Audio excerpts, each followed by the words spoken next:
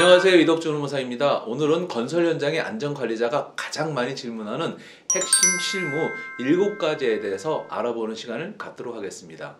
중대재해처벌법이 시행이 되면서 현장에서 근로자가 사망하면 안전관리자도 처벌을 받는지에 대해서 많은 문의를 주고 계십니다. 중대재해처벌법은 경영책임자에게 책임을 묻고 산업안전보건법은 사업주나 현장수상 같은 안전보건관리 책임자에게 책임을 묻는데요. 안전관리자는 경영책임자나 사업주에게 지도조언을 하는 역할을 수행하기 때문에 사망사고에 대해 중대재해처벌법이나 산업안전보건법상 직접적인 책임을 지지는 않습니다. 그렇지만 안전관리자가 본인의 업무로 봐야 하는 안전관리를 소홀히 해서 사망사고가 발생하고 이게 안전관리자의 고의 또는 중과실에 해당된다고 판단이 되면 형법상 업무상 과실치사죄로 처벌받을 수 있습니다.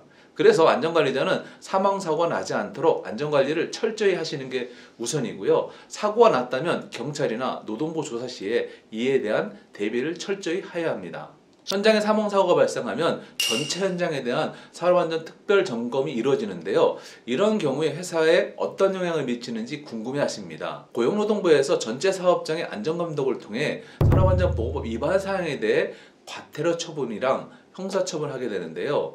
우선 산업안전보건법 제38조에 따른 안전조치 위반 사항이 여러 개가 지적될 수 있는데요.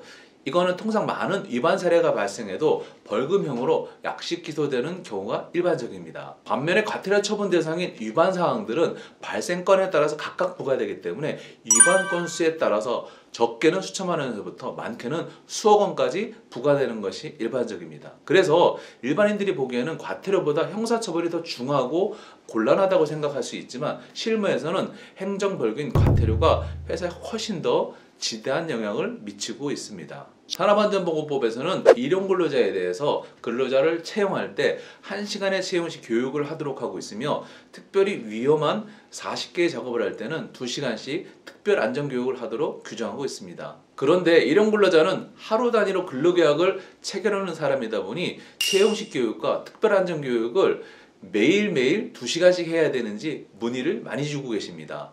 이 점에 대해서 노동부에서는 일용근로자도 원칙적으로 매일 2시간씩 특별안전교육을 실시해야 하지만 반복적으로 들어오는 일용근로자라면 일주일에 한 번씩만 교육을 해도 교육 의무를 이행한 걸로 판단하고 있습니다.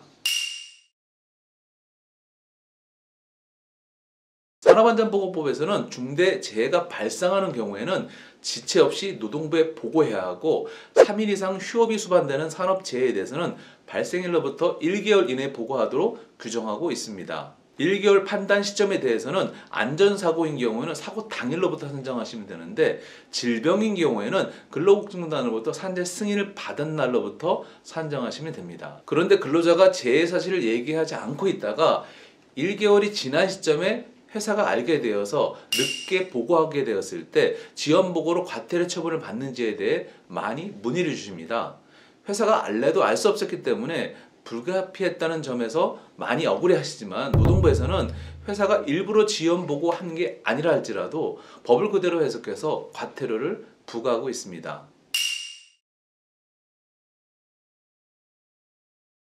산재 은폐는 형사처벌이 대상이 되는 범죄 행위인데요.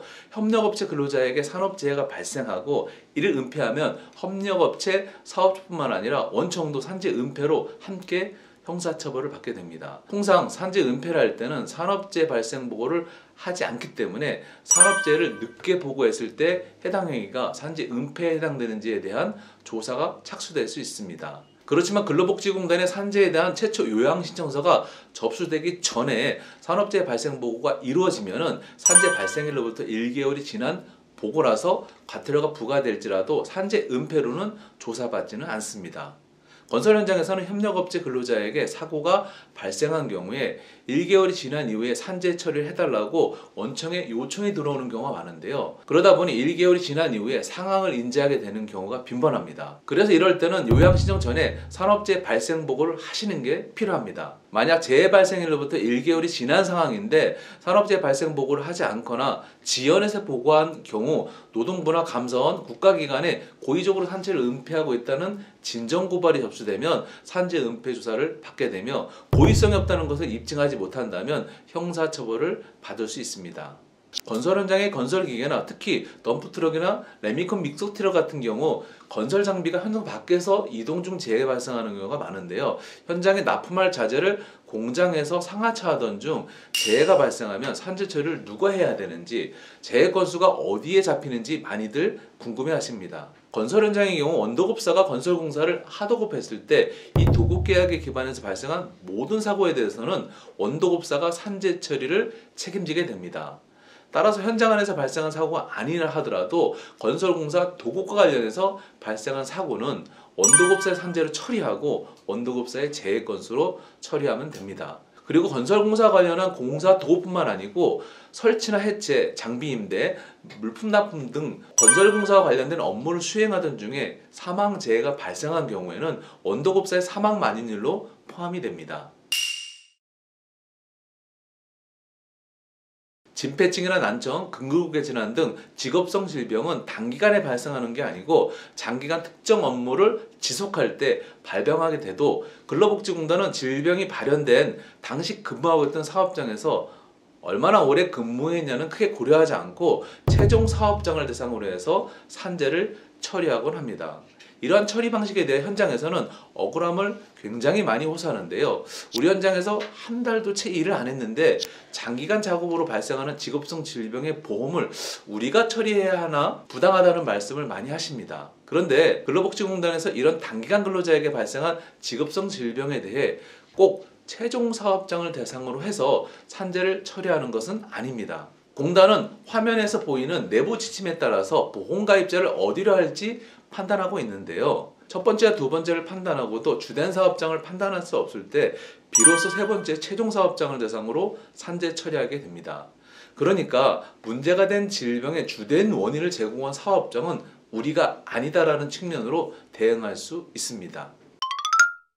오늘은 안전관리자가 실무에서 궁금해하시는 7가지 사항에 대해서 확인해 보았습니다. 궁금한 사항이 있으시면 유튜브에 댓글을 남겨주시거나 블로그에 들어오셔서 내용을 확인해 주시면 감사하겠습니다. 감사합니다.